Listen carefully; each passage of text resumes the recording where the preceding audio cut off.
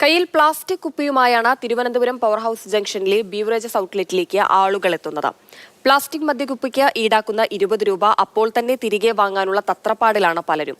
വാങ്ങിയ ഉടനെ മദ്യം കയ്യിലുള്ള കുപ്പിയിലേക്ക് മാറ്റി മദ്യക്കുപ്പി തിരികെ ഏൽപ്പിക്കുകയാണ്.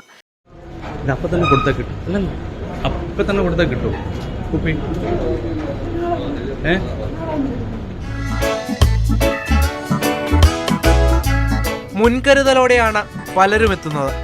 കരുതൽ കുപ്പിയാണ് താരം. മദ്യത്തോടും 20 രൂപയോടും ഒരേ കരുതൽ. ഇവിടെ ചോദിക്കല്ലേ, ശരിക്കും പറഞ്ഞാൽ ഞാൻ വീട്ടിൽ കൊണ്ടു ഇവിടെ തന്നെ കുപ്പി മാറിയും പോവാ.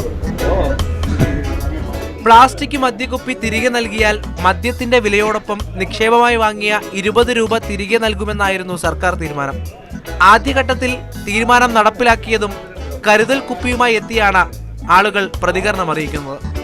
വാങ്ങേണ്ട താമസം, കാഴ്ചക്കാരെ അമ്പരപ്പിക്കുന്ന വേഗത്തിൽ മദ്യം മറ്റൊരു കുപ്പിയിൽ. സ്ഥലവും സാഹചര്യവും ഏതുമാകട്ടെ, നോ പ്രോബ്ലം.